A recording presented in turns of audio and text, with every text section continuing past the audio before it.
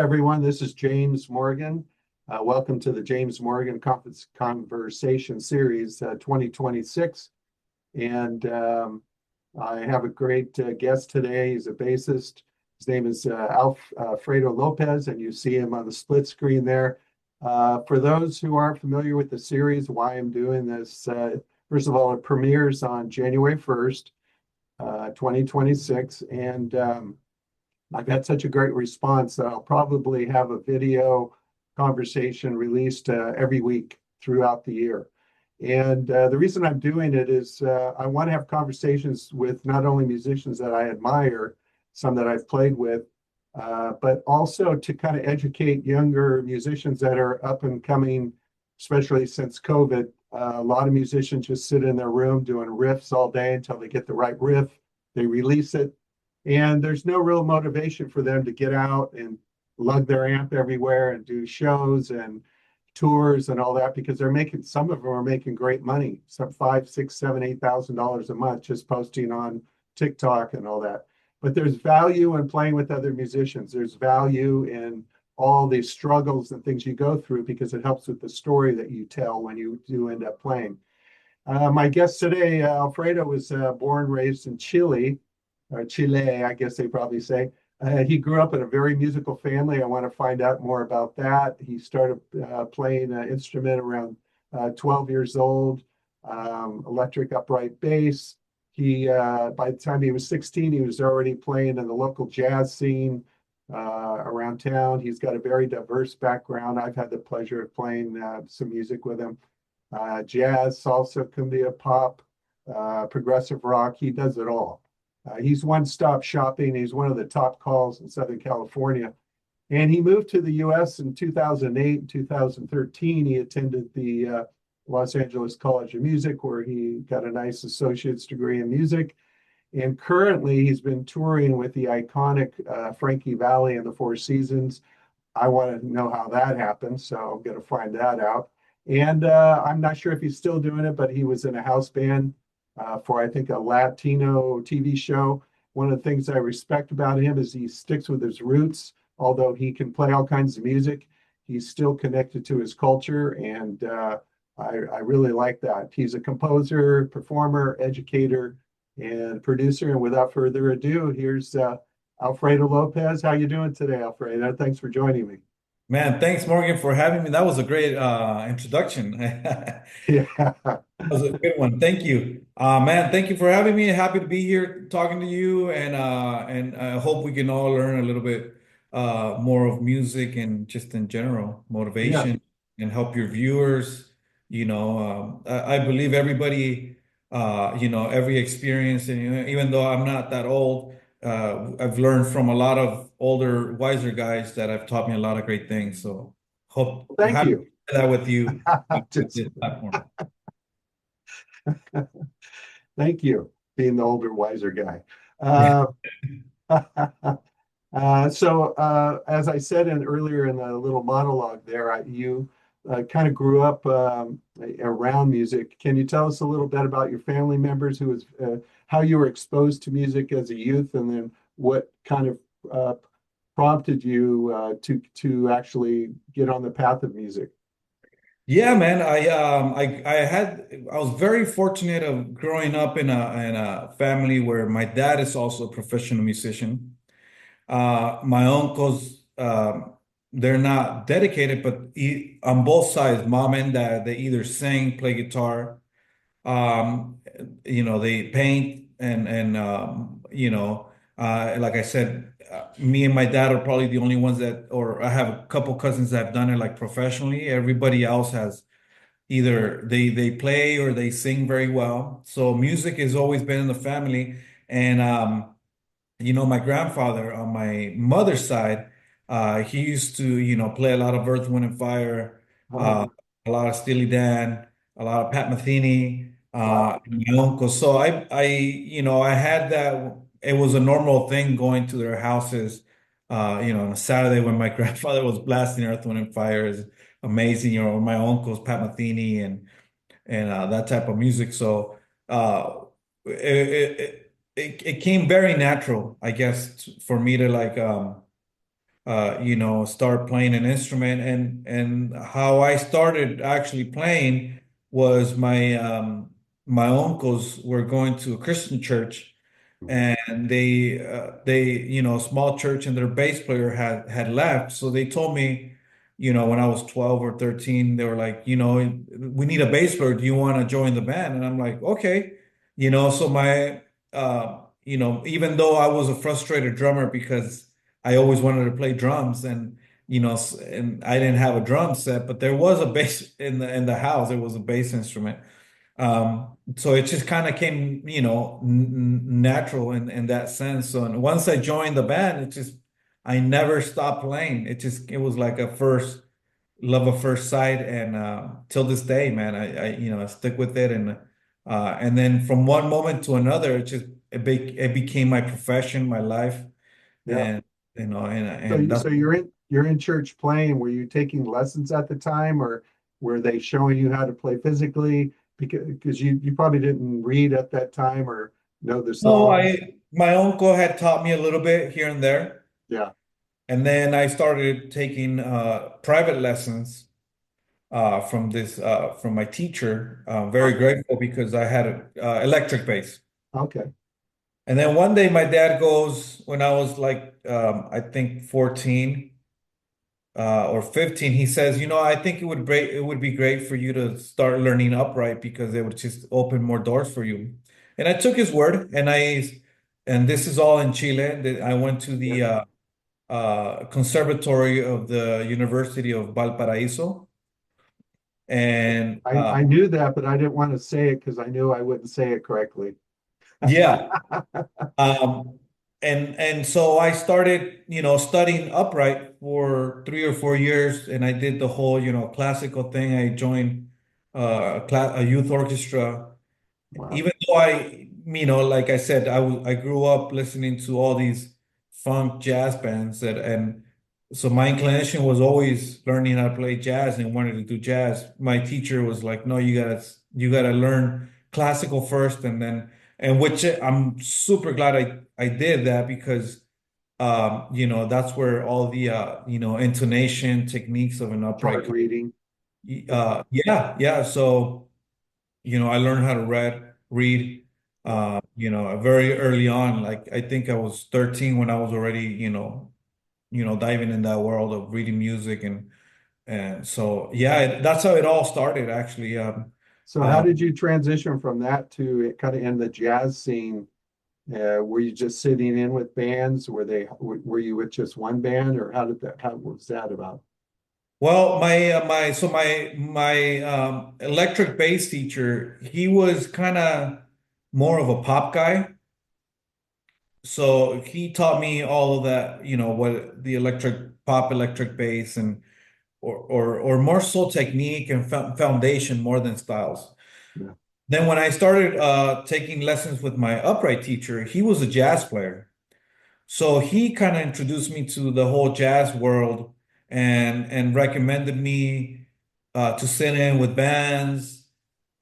He would send me to sub for him at times when I got, a little bit more better in the Yeah. style. So and I loved it. So it was, like I said, it all came naturally. It was all like, Mhm. it just nothing was forced. Yeah. Uh, Kind of and blossomed, it sounds like it blossomed.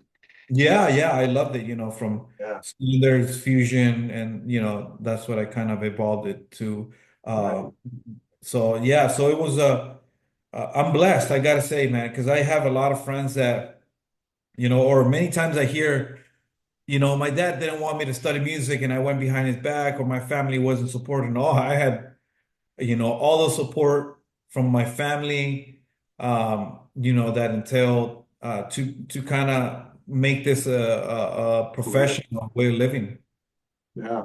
So you're in Chile, you're honing your skills, and there's always a point when a musician finds their voice, the sound that they have. It's tone, it's touch, it's just your way of speaking through music. Because as I talk to other musicians about music, notes are just invisible. It's intangible, and as musicians, we bring something that's intangible and invisible into the physical world, in a way that people can hear it and enjoy it, and it affects their moods, their emotions, so many things. So was there a time, and it could have been later, it may be later, but how did you transition from living in Chile to coming to the US? And then when was the time that you think you found your voice, that you just knew,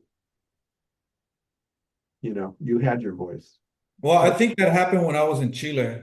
Mhm. Uh, I gotta say, man, education in Chile is very good. It's very top level. Um, obviously education here is very well as well. But over there, it's a different how should I say? It's a different environment. They're more critical, Mm. super critical. Yeah, And it gets to the point where if you're not good, they just won't call you. right. And it's kind of harsh, but that's the reality of it. And it's like if you can't play certain styles or you can't play all, not all, but at least five styles, like you Yeah, won't be working. right. So it made the environment made you get better quickly. Yeah. Uh, It's like they're shaking the tree and they just want the best players to fall out. yeah, Yeah, yeah. So it's uh hold on, give me a sure, second. sure, sure. Hold on, everybody, all tens of thousands of you.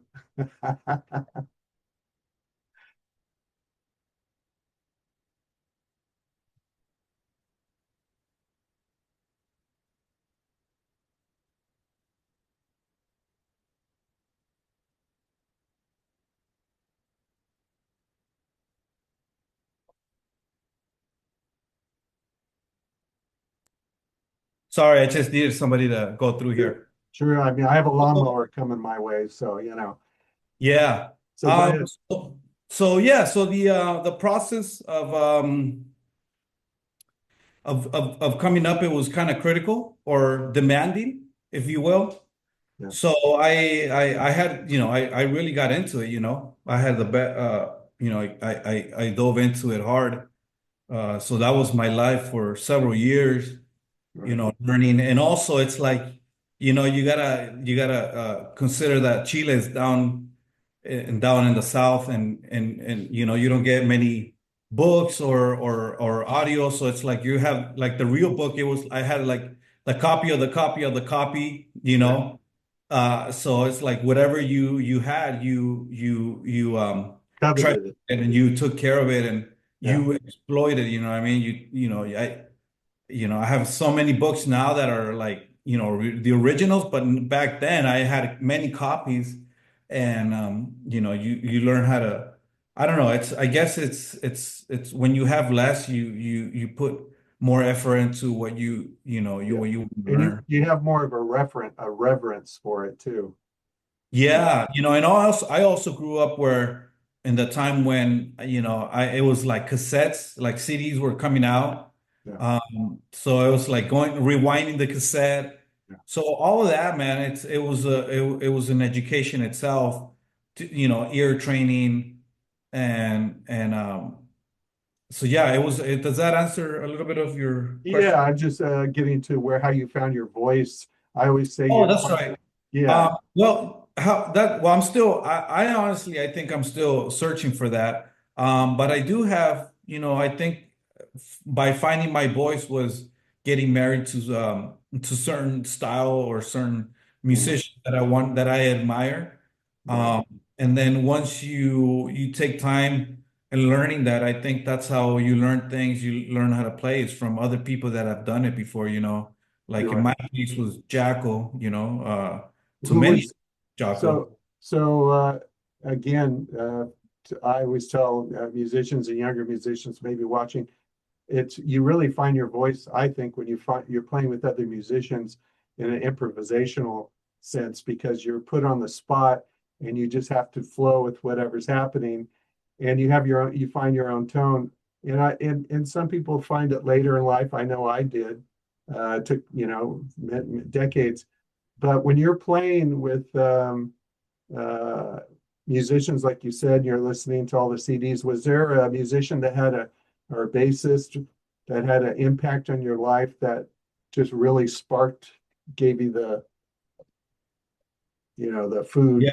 to want to go forward? Yeah, there was a couple guys, and maybe not only guys, but also like bands like John Patitucci with Hmm. the Chick Corea Electric Band. Um, it was Abraham Laboreal. Right. It was um, Jocko Marcus Miller. Weatherford. Huh? Marcus Miller, maybe. Marcus Miller. I actually have a Marcus Miller bass here. It's crazy Nice. enough that you said it. Beautiful. Marcus Miller. There was a lot of guys, man, but definitely John Patitucci was maybe probably my biggest influence.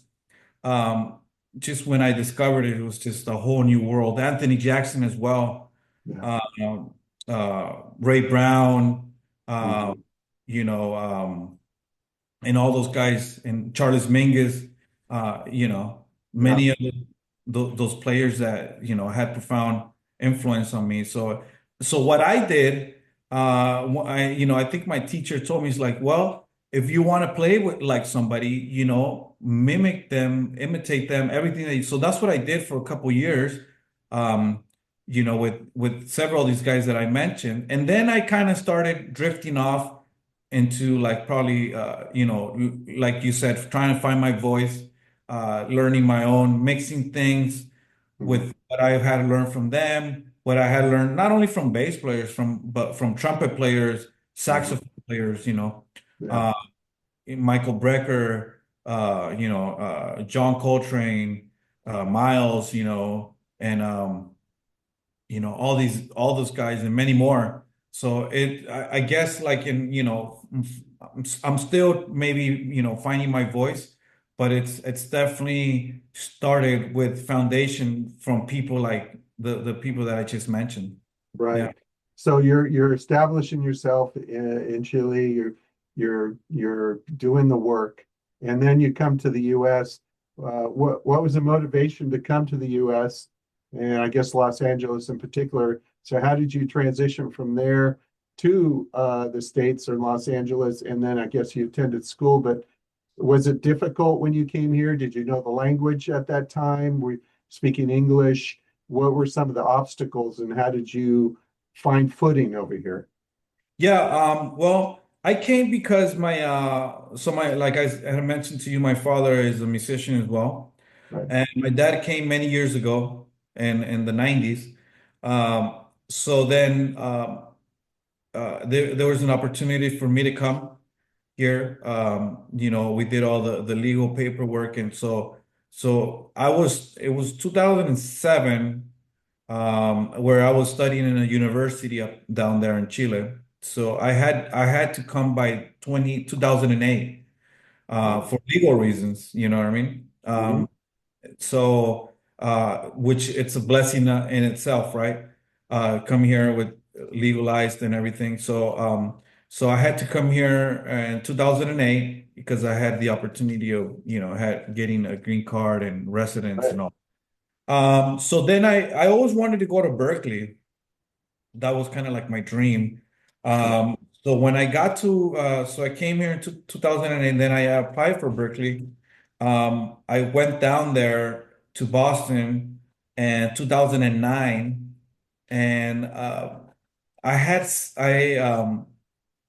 I felt something inside that it wasn't for me, even Mhm. though I mean the college is a great world known, college, or, Yeah. and I have many friends that have gone there, but I just had something in my heart where it told me not to go or finish my schooling. So I ended up living in Boston, but I didn't go to Berkeley. So then I came back to California in 2010, and then I stayed away from school for a couple of years, and then in 2013, I believe, is when I wanted to do a short program because by that time I already had done conservatory since I was 15, Right. private lessons with guitar players, Mm. piano You need the players. discipline. Yeah, so I just wanted to get a little, title, if you will, or something, physical. So I went to the that time it was Lama, Los Angeles Music Academy. Yeah. which now is a full accredited college, which is now it's Los Angeles College of Music. Yeah. And In fact, just not to interrupt you, but Dean Brown, the late Dean Brown, who passed away 2 years ago next month, who produced one of my albums and then passed away. And I finished an album with Gary and Hadrian, a tribute album to him called Soul and Time. He was a teacher there. I don't know. Yeah, You know he what? was. Yeah. I knew that Frank and Bali had started the guitar program there, Yeah, but but he it did could be. teach there for a while. Yeah. Yeah, it could. You could be right. Yeah, I just Uh-huh. Yeah. He yes. drove up every week from San Diego. Is he from San Diego? Oh yeah, yeah. He lived down here, and then he would drive on Wow. Tuesdays to teach. And then there you had Stern was also there. A lot of great teachers in that Yeah, school. that's cool. I'm really glad I and you know how I learned that I learned from that school because great saxophone player Justo Mario. Um, I did a gig with him when I first got here, and he was like, "Man, if you want to go to school," because I had mentioned to him, he's like, "You should check out Lama back then in Uh-huh. Pasadena. That's a great school." And I think he was living in Pasadena, and that's how I found out about that school. Nice. Yeah. So, so you attended the school, you got your accreditation, and then how did you gain a foothold? Did you start doing session work in LA? How did you get from there to the story I want to get to later, which is Frankie Valli, how you ended up with this icon? That's Yeah, that's that's just yeah.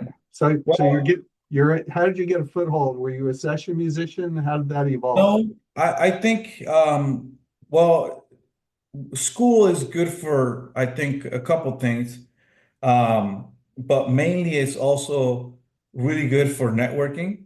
Mhm. Um, it's the opportunity you pay to obviously learn music, Right. but also to network. And because most of the at that school, most schools have really good teachers, right?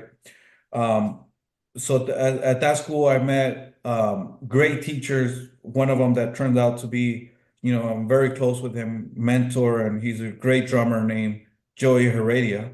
Well, And so I became friends with him, and he helped me, kind of took me under his wing, introduced me to a lot of great guys, well-known guys in the industry, and it was just kind of it started, rolling the ball with the stuff, and started subbing for people, taking any gig that I could, even right. if it was, low-paying gigs, I still show up, and I think that's what maybe nowadays these kids probably don't understand much, but it's a lot of footwork that you got to do. Go to places, go to jam sessions. Even I know it takes as easy as it can sound. It's not that easy to go, every night to a place, consume, maybe buy a drink or two, but it's just it's part of the process. Yeah. So that's what I did. I, was going to a lot of jam sessions, meeting a lot of people, and that's how you get your name out there, really. It's just, going out to places, and maybe somebody's gonna like you and they'll recommend you for a gig, and that gig they'll like you, and then they'll recommend you to some other stuff, and so on and so forth. And that's how this network of musician works. It's just the word of mouth.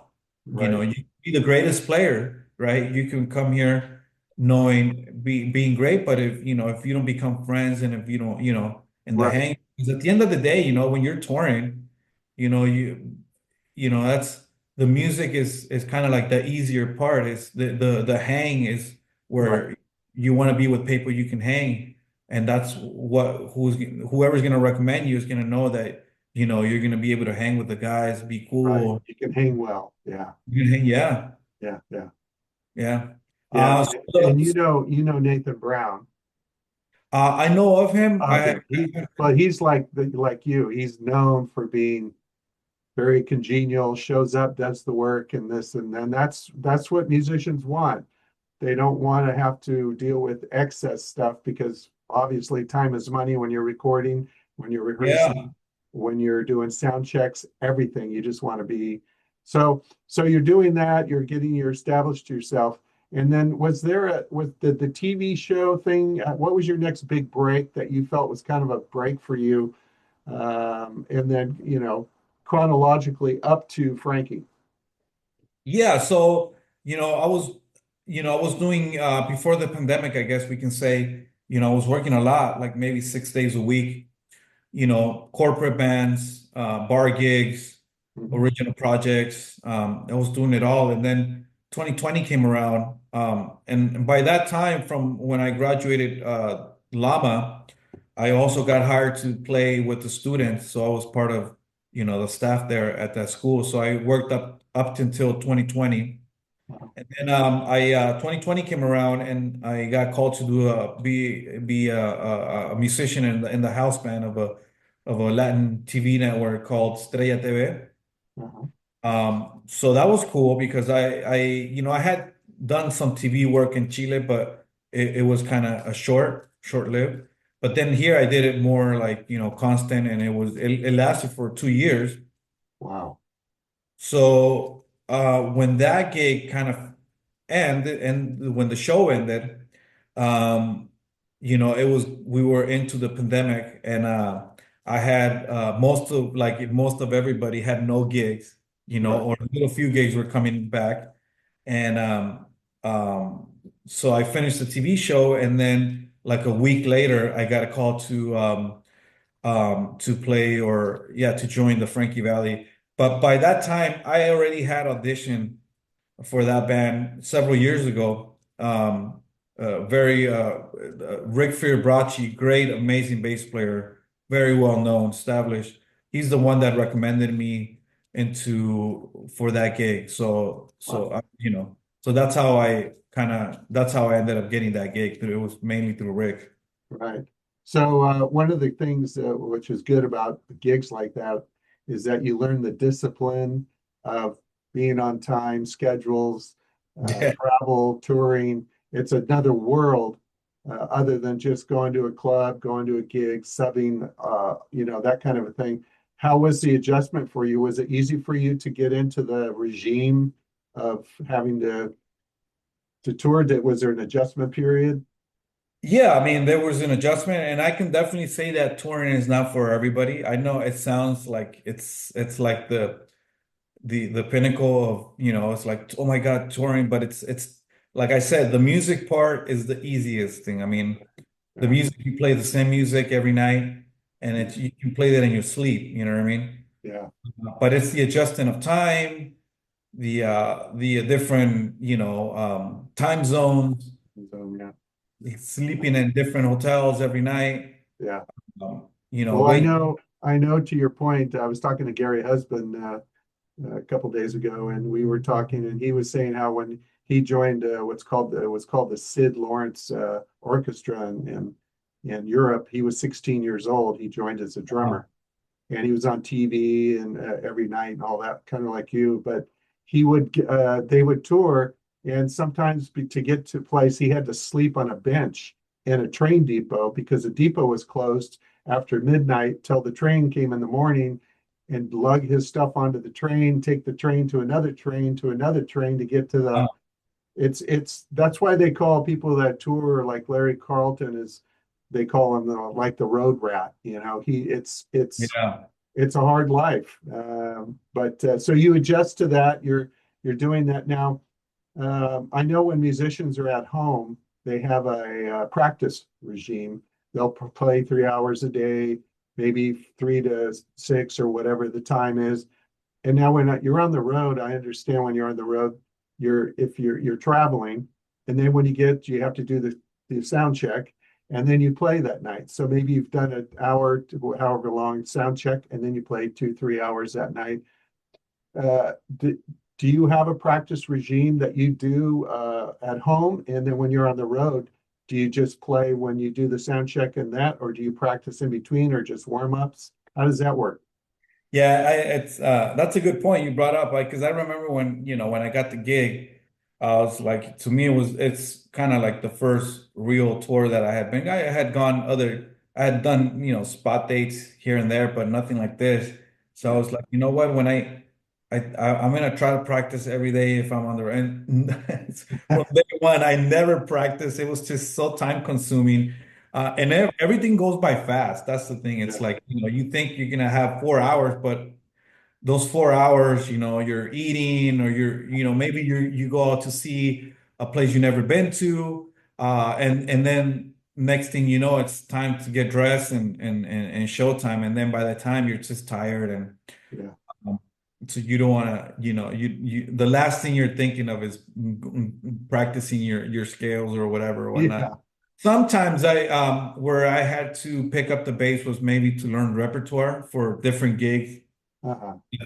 that I knew that I was only gonna have, maybe a day when I would be home to kind of get all my work done with learning new repertoire for a specific show. So sometimes I would, after, sound check, I would have like maybe 3 or 4 hours where I would just, shed and Uh-huh. learn tunes. But for the most part, yeah, on the road it's just music is the only time that I play is sound check and for the live shows.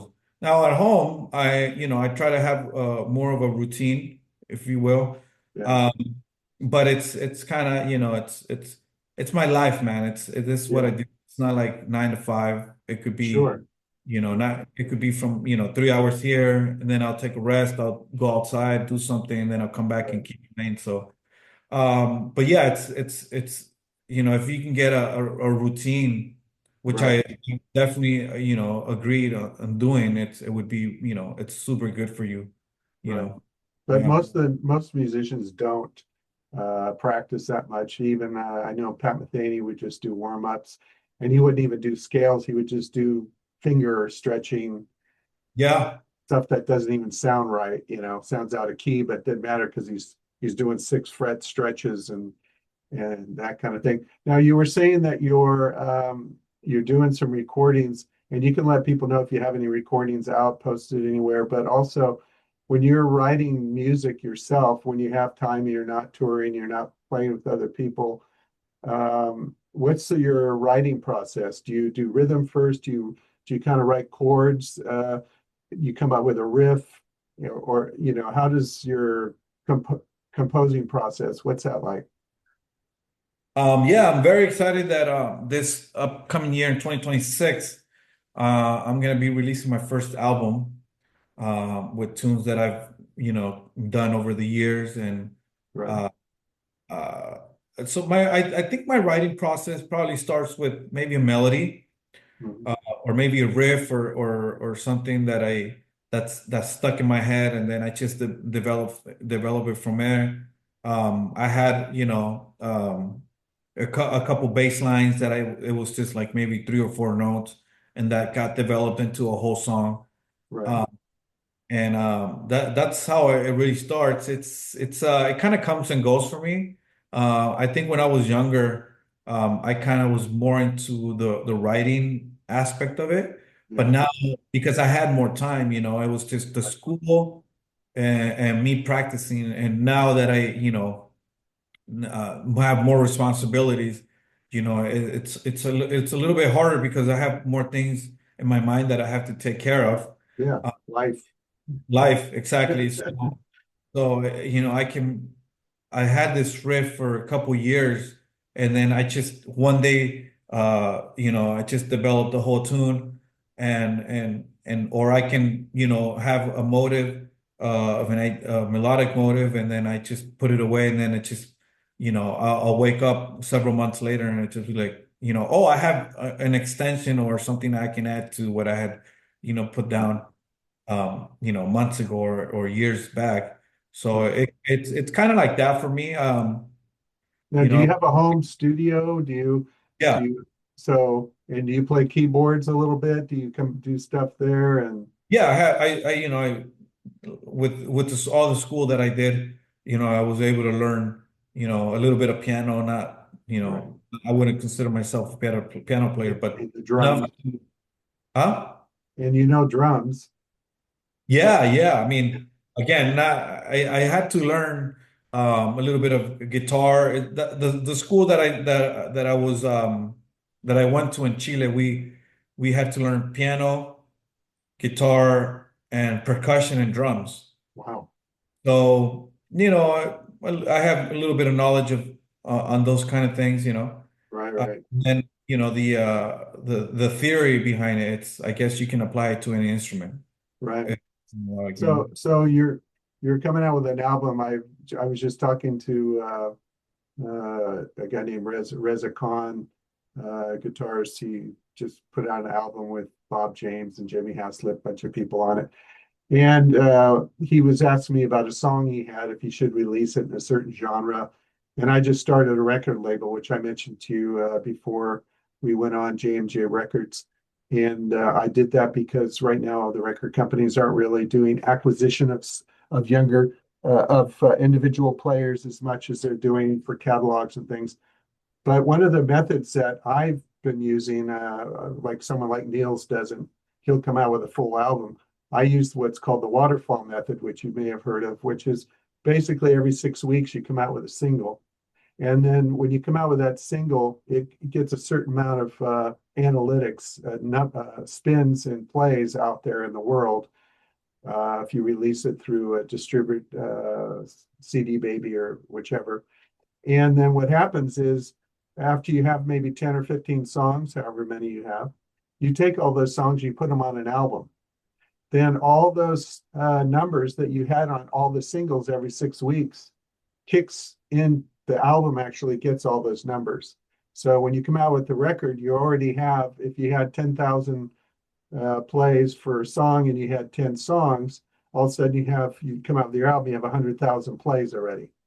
And that helps with the algorithms that are out there for streaming for Billboard and other chart sound scan and things to notice your music to get it more plays. And so when you release your record, keep JMJ Records in mind. I can't. yeah, for sure. Yeah, I'm able to get you on the charts, all that kind of stuff. But another factor a lot of people aren't aware of is that maybe 20 years ago, 9,000 songs came out every month. Now 60,000 songs come out every day. And Wow. for you to even get on the chart, on any chart, is almost a miracle, like winning the lotto. And the other thing is there's 60 million songs a year that don't even get one play on Spotify. Wow, how about that? So putting out a record now is what we call a non-ROI. There's no return on your investment. Right. Yeah, you're doing it because you want people to hear what you want to give them. What inspired you to want to do this album, and what do you hope people get out of it when they hear it? Well, what inspired me was that, maybe something that I should have done years ago, but I think now, I feel good about it. And, more than, making money, I guess it's just for people to hear my compositions and what can I, Your uh, story. my story through the music. And, I'm very fusion oriented, but Yeah, I also have, a couple Latin songs, Latin jazz. So it's a little bit of everything. It's not just one type of genre or right, style, but it's a little bit of everything that I've maybe learned with right. different musicians or been influenced. So I guess it's kind of like what my influence has been Hmm. through all these years, being in this environment. Right. And do you have musicians that you know that are going to be performing with you on the record? And by the Yeah, way, I have if you have any songs that'd be a good fit on, keep me in mind. But are there like a drummer, keyboardist, horn players? What kind of instruments are going to be on there? sax, tenor sax, piano, guitar, and drums. Oh, okay. Um, I don't know who's gonna. I know a friend of mine from Chile. He's gonna come in and do the piano parts. Nice. And other, just friends. Instead of maybe trying to pay somebody, like somebody really established or a well-known guy. I think I want to do it with the people that have been there with me and supported Right. me, and I have supported them. Hmm. Uh, and yeah, because sometimes most of sometimes these records want to get cut with people that are, well, A featured player. Yeah. Yeah. It's like when I came out with my On the Level album, I got Patrick Yondall, who had 27 records out to his name, to be the featured player on my record so I could get exposed to that. right, right. Right. Yeah, I think I'm not hating or anything on that, but I think to me it's more like, there's friendships involved and people that have helped me throughout the years. And I think Yeah. that's, More and they're all community, like players. a community almost. Yeah, they're all killer players. Yeah. Um, and so yeah, I think that's who I'm gonna have. I'm not sure yet. I Right. haven't really thought about it, but for sure are gonna be my friends and maybe I'll Hmm. have a future guest artist. Who knows? Sure. Yeah. I mean, somebody might hear that you're doing it, and even from this interview, and say, Yeah. now if you had to choose, would between performing and recording, um, what, and now since you have toured and you know what's involved, and then the recording, once you get into that, do you have a preference right now? If you could choose one? Oh, performing. Yeah. Oh, yeah. I mean, And recording it's his own world, and I think nowadays, being a session player, it's kind of like banished. mhm, It's not a thing anymore because everybody has a home studio or right, technology has been developed where price points are pretty good. You can start out easy just to having basic things where they sound good. right, So I was never really into like I've done sessions right. and actually my latest session I guess with the legendary drummer was with Bill Ward, Uh-huh. from the original drummer from Black Sabbath. Right. I just did a song for him for his upcoming album, or I guess for his album that he's gonna come out with. Um, so um, so yeah, to me it's the live performances where I get Yeah. my the rush or the addiction just to having different people there, and that's Right. why I love touring because it's even though it's a struggle, it's not easy, going from town to town, and but if Frankie Valli at his 91 Yeah. years Yeah. old, If you can look at him and go, hey, if he can get up there and do it, I have nothing to complain about. Yeah. oh, I have, I'm just Yeah. a kid next to him. So it's yeah, that's that I fell in love. I was gonna give it a try because obviously when you're home, you're more comfortable, going to the clubs, coming back to your own bed, Yeah. coming back to, your comfortable spot but then, when you're out on the road, man, anything, if you're not healthy, if you're not careful, anything can happen. You're far away from home. So Yeah. but I absolutely loved it, and I hope to keep traveling the world as much as I can. So you're on the road touring, and I don't know if you have a significant other at home. I've asked other musicians this. Uh, and if you do, is it hard to be away from the person, or even if they're not living with you, but you're not able to see them every day? Is that a tough thing to do to adjust It to? is. It is. But it's if you have the right partner, Right. or you're in the right relationship, they'll understand and they'll support, you Yeah. know, that aspect. And Yeah. it's tough though. It is tough for sure. Yeah. Well, that's the exact answer. Every single person I've asked that has said that. If the first thing out of their mouth is if you have the right partner, Yeah. because it's a truism. It's just true. Yeah. Uh, to in that aspect. Now, so the album you're hoping to come out in 2026, which could establish you in another way, which because you never know where music's going to take you. Um, Now, as far as gear, what kind of basses are you using? Do you have a specific bass? What kind of amp? When you're on the road, do you just take your bass and go through the PA? Do you use something, a module that has all your sound in it that you just plug in? What do you have going that you're using right now that, Well, thanks to this gig, I've gotten several sponsors from different companies, and or the support that that every musician wants to have, at least strings and and good. what companies are those? Well, I just signed with, or I just recently jumped into endorsement with Aguilar Amps, Okay. All right. and then I have ergo straps from Chile. There are these really high-end leather straps for guitars and basses. Mhm. I also have Dunlop strings, Oh, nice. and let me see, and also with Fender. Oh, okay. And then, of course, when I post this video on YouTube, we can put the links of all your sponsors underneath, Yes. so they have that, you have that exposure for them. And then, what's like the best piece of advice that another musician has given you that has stuck with you throughout your life or you got more recently? And what piece of advice, one thing that would pop out that you could give for young musicians that are thinking of having a career in music? Wow, that's a good question. I've met many, you know, many people throughout the years, kind of helped me to have a good career.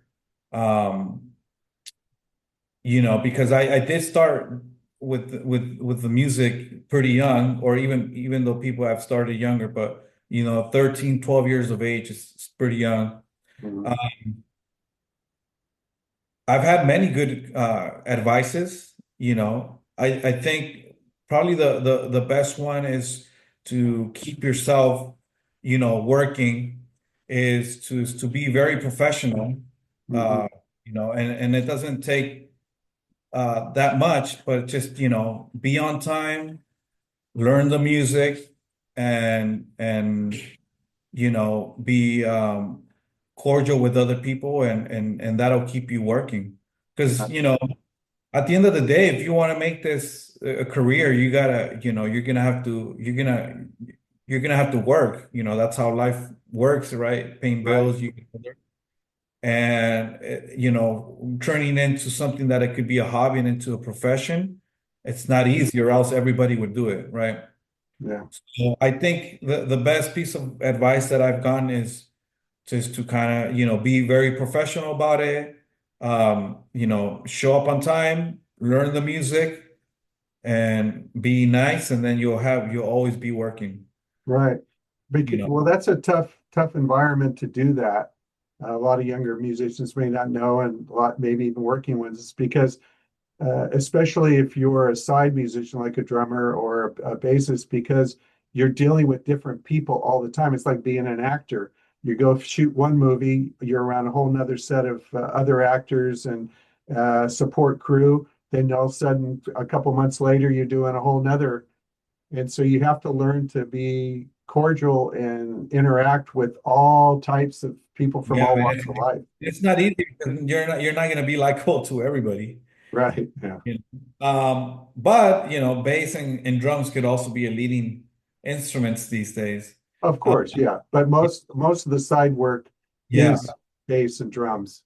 Yeah, That yeah, it's a difficult thing, but it takes discipline, but the most thing is knowing if you're gonna go into a gig. I guess that would be my recommendation to somebody that wants to start out. It's just if like I had a teacher at Lama, Andre Berry, great bass player, amazing bass player. He would go up against every night, or when he was on tour with Marcus Miller, and they would go at each other. They had like a little bass battle. dual, yeah. Um, yeah, Andre Berry. And he told me, he's like, man, for you to learn a song, to really learn a song, you got to play it 30 times, Yeah. and that's how I kind of been applying my gigs, when I did the Frankie Valley. I practice, many hours. I had listened to live concerts, studio albums, and I never needed charts or anything because by the time I did the gig, or I got on the gig, I knew everything by heart and everything by memory, and I was able to add my little, Yeah. 2 cents here and there. But it was a lot of doing my homework with people that had been in the band. Yeah. And so, and that's what I think every MD wants to have is musicians that make their life easy because at the end of the day, they're responsible for the whole band. So Right. the artist is not going to tell you, he's going to go down on the MD. So I think that's how I apply to every a gig that I do, even though if it pays $100 or 200 or whatever the money may be, if Mhm. you say yes, then you're committed and you got to do your homework. Right. That's the only way that you're gonna be able to, be recommended for gigs and so on and so forth. Right. So on Yeah. the gear now, again, do you just take your bass? Do you have a backup bass? Do you, Yeah, every tour is different, uh depending say Frankie? on Frankie's gig, I have three basses on the road. We have a semi truck that's carrying three basses, Uh, Fenders, and the amp that I use, and strings and batteries and all the little stuff. But right. yeah, I just go straight from the amp to an DI box, Rupert Neve, to be more precise. Yeah. That's my whole rig. I have two cabs for two 410 cabs, Wow. um, it's a nice nice setup. In ears, also to Ultimate Ears, which I'm not endorsed, but it's been a family. I'm an ambassador actually to them. Oh, Ultimate Ears, best in ears. You want to have, when it comes to, I think, when you talk about endorsement, people think that they're gonna get stuff for free. Nowadays, most of those stuff, how the endorsement deals work, they've changed like everything. sure. For kids that might be something that it's other people they see that other people have or they want. It should be a matter of like what makes you happy, what makes you sound the best. Hmm. And just because some companies may be giving you a discount or giving you something for free, Right. you should take it because if you're gonna have to be modifying it, Right. what's the point of having, Yeah. just to claim that you have an endorsement? So fortunate, all the stuff that I use and the people that I'm with, I absolutely love and I back them up 100% because they're all pros. So for in-ears, I use Ultimate Ears. To me, they're the best in-ears. And there's other good companies out there, don't trust me. Sure. They're really up there. And then with Aguilar, pickups, amps, with strings, Jim Dunlop strings, Right. ergo straps from my country, Chile, which Victor Wooten is one of the biggest endorser we have. Oh, wow. Wooten, and we also have Marcus Miller and many other great players. Yeah. Um, so Well, so yeah, check them out. I'll send you the yeah, send me all the links. I'll put them underneath and I'll search too. Uh, yeah. yeah. Because I know, for instance, Gary Husband, he just switched to Sabian symbols. He partnered with them and he doesn't really design any with him, but he found that these symbols, he's able to express himself in a way, like you were saying, without modifying anything, in a way that he never could before. And it's actually bringing his playing to another level that he didn't had Yeah. never seen before. And a tone, like having a tone, and when you listen to certain players, one of the things I've always liked about your playing, and even when I play with you, is not. Plus, you're a great showman. You engage with the audience, which is great. But you have a very melodic sound. You don't just sit there and do the thump thump thump, with the kick and the this. and then offbeat or whatever. You actually do some great phrasing. And Thank when you. you're phrasing, I've watched some of the videos, on YouTube with Frankie and stuff. Uh, it's like I can tell when you're going, there's a part maybe where there's like a transition, then you'll do like a, almost like a fretless bass sound in some things that you do, which is very cool. Yeah, that gig has given me uh, um a lot of work because in the sense of thinking about what I'm gonna play, if I'm gonna change something, it should be better than what has been played for the past, Right. however, 60s. Yeah. And 150 years. Yeah. yeah, so it's been a great gig, man. Honestly, one is sharing the stage with all those great talented players, Right. and which I've learned many jokes from. And then also, having to or had the pleasure of being or playing in different, top level, venues around the world. I Yeah. think just never thought that I was going to be playing, Radio City or Well, Royal look, Albert and yeah, exactly. Albert Hall. Yeah, yeah. I mean, look where a kid, 12-year-old from Chile ended up. yeah, I mean, I And never how old are you today? How old are you? 39. Yeah, see, I mean, come on. Yeah, Yeah, so it's definitely been a great opportunity, and also to meet so many legendary cats, yeah, so many arrangers and composers and so it's definitely been a delight, and being in that band and like I said, with the band, we're super tight.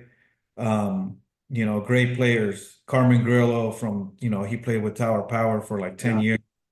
Rick Keller, great saxophone jazz player. Andy Sinisi, great Wow. drumming. Basil Fung, great guitar player. Eric Garcia, young guy, super great. Robbie Robinson, our MD. So it's such a great, opportunity that I had. And also, Frank, he's a legendary himself. Right. So. So it sounds like it's not just a great experience, it's an education too. And Oh man, yeah, the one thing I'll say, Frankie, he's at 91, she's sharper than me, man. He knows every name, day. He's like, yeah, such and such day, we recorded with such and such producer back in the 60s or, yeah, and for in the 50s, 60s and so on. It's yeah, it's it's a whole like, yeah. history class. It's a history class. Right. Yeah. One lifetime yeah, yeah, a once in a lifetime experience. Now, getting towards the end of the interview, I ask a couple questions towards the end of everybody. Um, if you could choose any musician, past, present, alive, or dead, that you kind of wish you could have played with, it could be Charlie Parker, it could be Beethoven, anybody, who would have you have loved to play with or is still alive today that you would love to play with? Just pops to mind. I'm sure there's many, but just one. Oh man, that's I don't I don't know if I can answer that. That's such, Everyone does. you know, I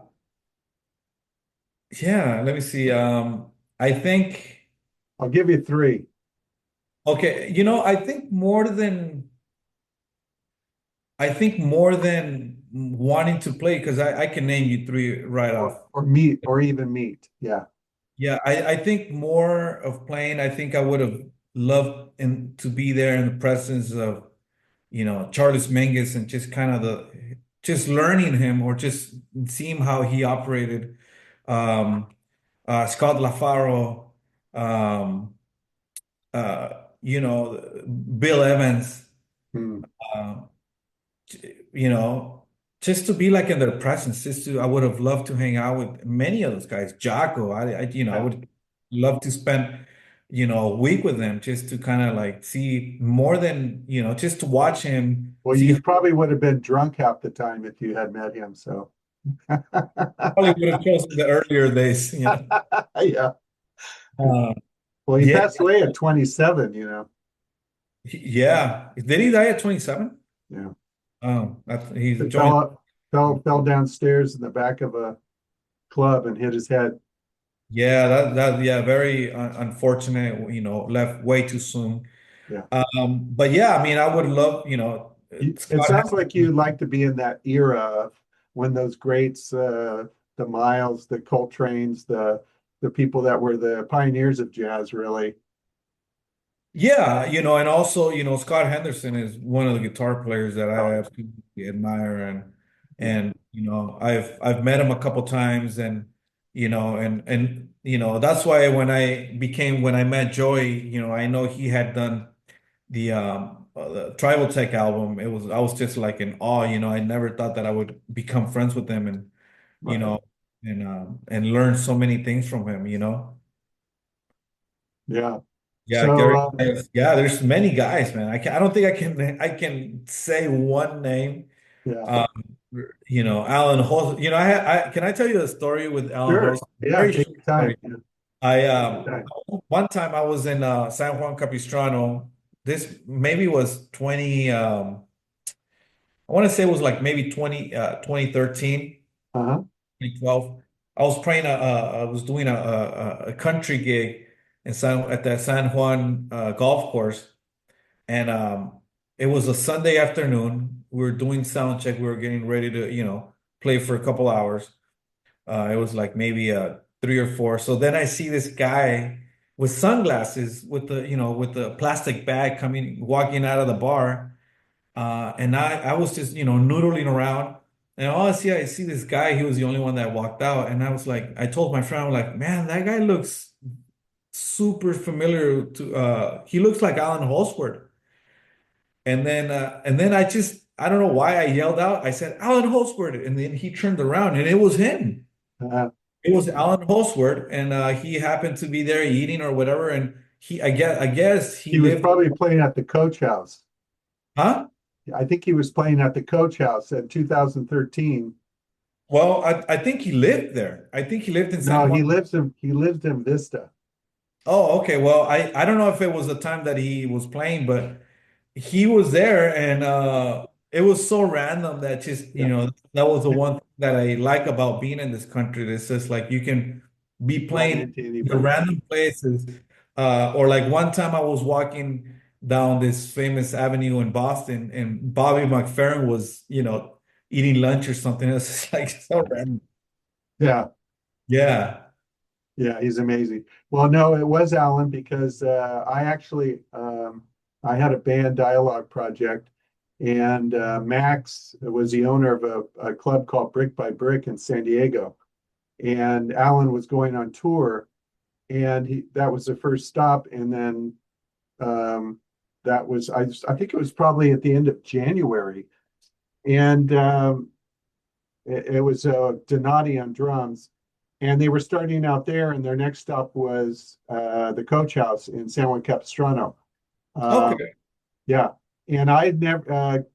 Alan never has bands open for him, but he heard my CD playing while he was on the phone with Max, and he said, what's that music?" And he says, "Oh, that's my wife's or girlfriend's brother, a Okay. keyboardist playing on this guy James Morgan has a band called Dialogue Project, a local fusion band because I was doing fusion back then." And he goes, "Give them a call, see if they want to open for me." So I Wow.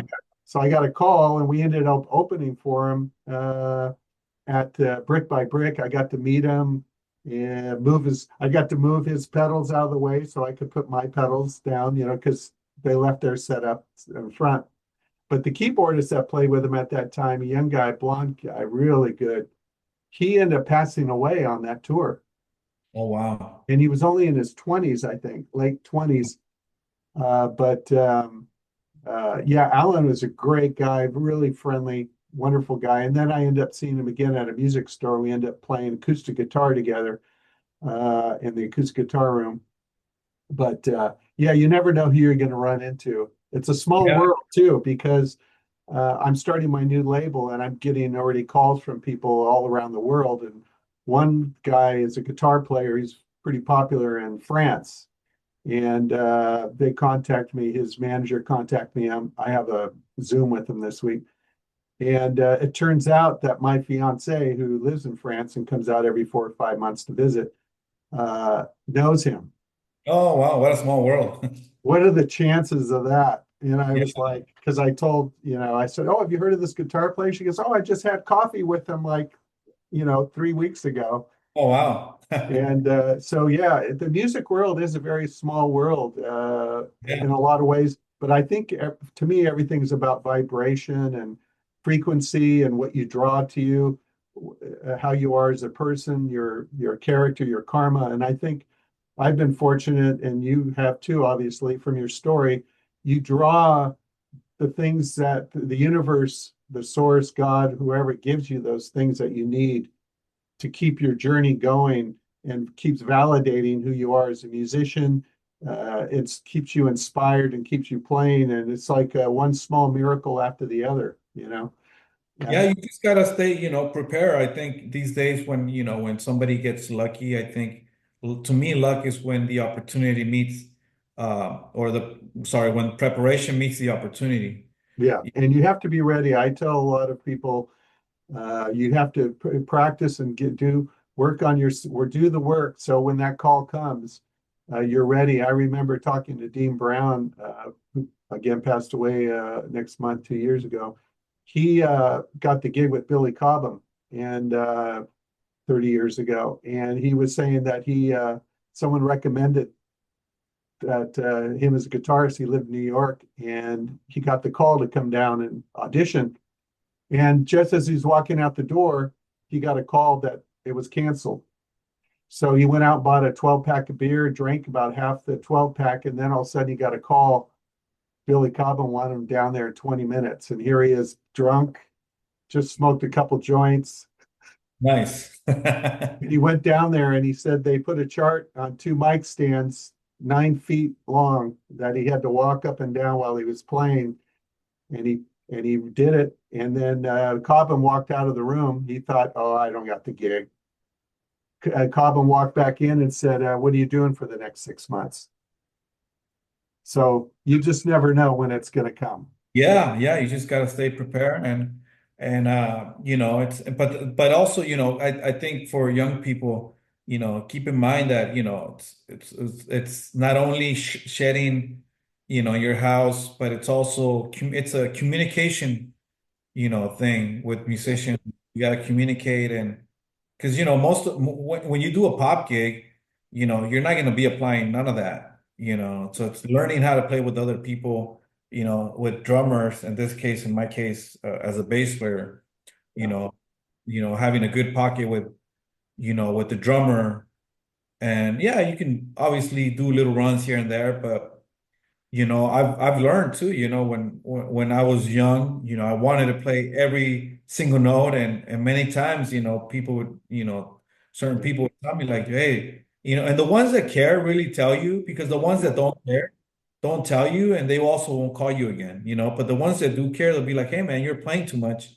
yeah, You got to calm it down. This is listen to the song. And, when that's why Anthony Jackson, man, was one of the best to do it, because he knew what note to put in at the right place at the right time, yeah, yeah, I learned so much from him in regards of, learning, holding a groove down. And it's just, right.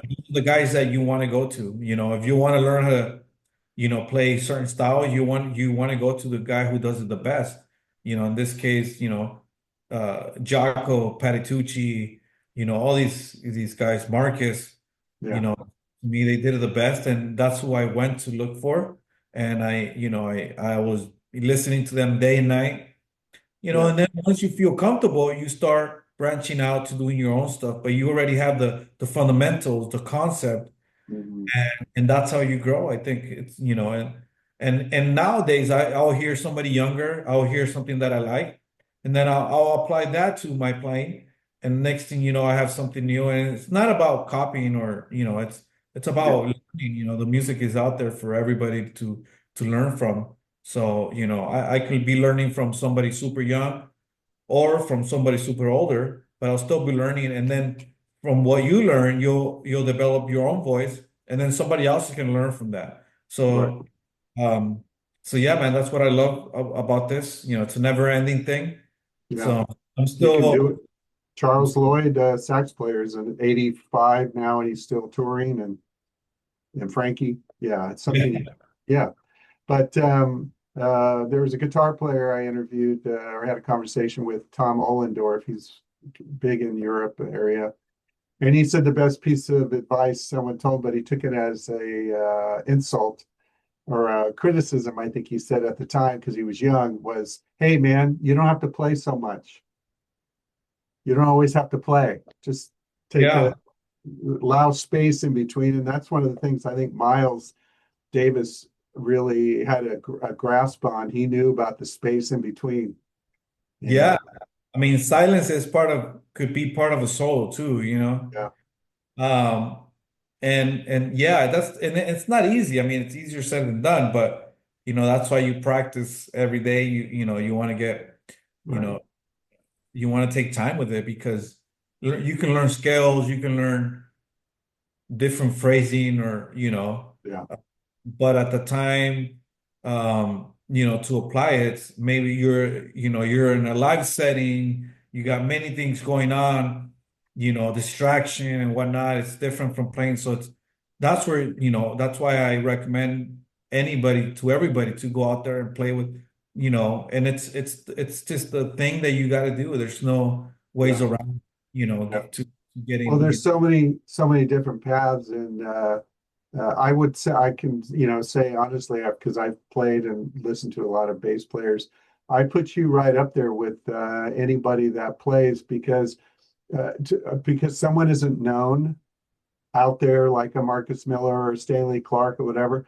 There's a lot of great musicians that are great that aren't known, and it's like I tell people about myself. I don't consider myself the greatest guitarist composer. I'm self-taught. I don't read all my music. I just do it.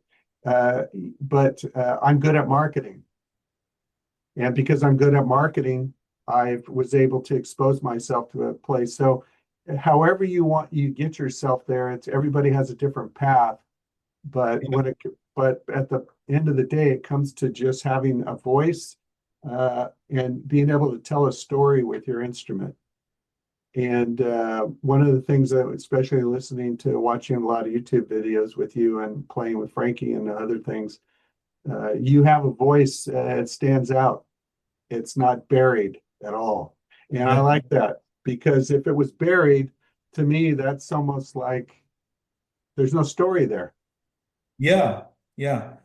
Yeah, no, thank you. I appreciate those kind of Yeah. words. Well, that's why I was anxious to speak with you because um, I want to have players like you that have that ability to do that, to be able to expose other players to people that have that ability, so that maybe they recognize it in themselves when they hear you talk and go, "Oh, I think that. Oh, I thought that. Oh, it must be valid because you're successful at what you do." When somebody is successful, says something that validates something that you're doing, it gets more validation. It's stronger than somebody who doesn't have the credit, behind them. So you've done the work, and again, I really appreciate you being on the series. Yeah, man, thank you for Yeah, having me. I love to yeah, yeah, talk, yeah. especially it can influence, younger guys or older guys. It does And age. that's the purpose. And I only was going to go 20 minutes, but it's been 2 hours. No, I'm just kidding. Man, when you're having fun, time flies, and I think I was just I was talking to somebody not too long ago, and I was telling him, I was just like, it's incredible how when I first came here, it almost feels like I got here last year, and it's already been 17 years, 18 years, um, and I've met so many wonderful people throughout this, and from all different parts of the world. Yeah, Especially when I worked at the college there, when we had people from all over the world, literally, and now it's when I go to those places, I'll have a place to stay or people that I can hang with, you know. And that's the great thing about it, because if I had never gone, maybe if I would have been, something else here, I would have just been friends with people that, but now this music opens up a whole different, you know, Right. uh, chapter where, you're gonna meet people from all over the world. Doesn't matter if you're anywhere, there's because music is, you can do it anywhere. Yeah. It's universal. Yeah, so I love it, man. Every day I fall in love with it even more, and I want to be better. And I'm studying, I'm learning new things, and Right. there's talented kids out there, man. So man, I'm learning from everybody. Yeah. So my last question before we sign off is if you weren't doing what you're doing now, and it could be imaginary, fantasy, or real, what occupation would you do if you weren't doing a playing bass? I always love physics. No? Uh, so even though I'm not that smart, but I probably would have gone to um, maybe to be something to do with physics. Um, you know, um, MIT, huh? like an MIT graduate? Yeah, yeah. Even though I did work at it's funny, I did work at a semiconductor Uh, company here, and for those of you who doesn't know what that is, it's not driving, it's a semiconductor, is a microchip. right. The little memory chips inside, your flash drive and all that. That was super cool. But also maybe I would have loved to done some acting. I Yeah. love. You would have been good at that. It's never too late. It's never too late. And I did a little bit of acting in high school. Uh, So, I always try to be the clown of the party or whatever, yeah. but I stick to what I love, and hey, maybe someday I'll show up in a movie random or an Yeah. extra, whatever. Um, but for now, yeah, it's those are the things that I would have learned, and I want to keep learning this, music Yeah. even more every day. So, Well, I had one say they wanted to be a bus driver because they like that big wheel. oh, really? Yeah. And then another Gary husband said he'd want to be a Formula One driver, What? a Formula One driver, racer, race Oh. car. I drove with one of the with Dan. Dan is a wonderful guy. He's a truck driver. Uh-huh. He drives all of equipment. So one day he invited me to go on his truck. I think it was from one of these runs that we're doing in the casinos down here in Southern California. Right. And he was trying to teach me how to drive those Yeah. semiconductor semi Semi truck. Yeah. and man, it would take me months to learn, even probably more. It's so demanding, and I don't Yeah. know how the guys do it, man. But I take my hats off to them, because to be able to drive at night, obviously they probably got some, sleep during the day, but just the whole machinery, Yeah. you know, 18 gears and yes, Just to turn a corner. oh man, yeah, just to turn the corner, you know. So yeah. Yeah.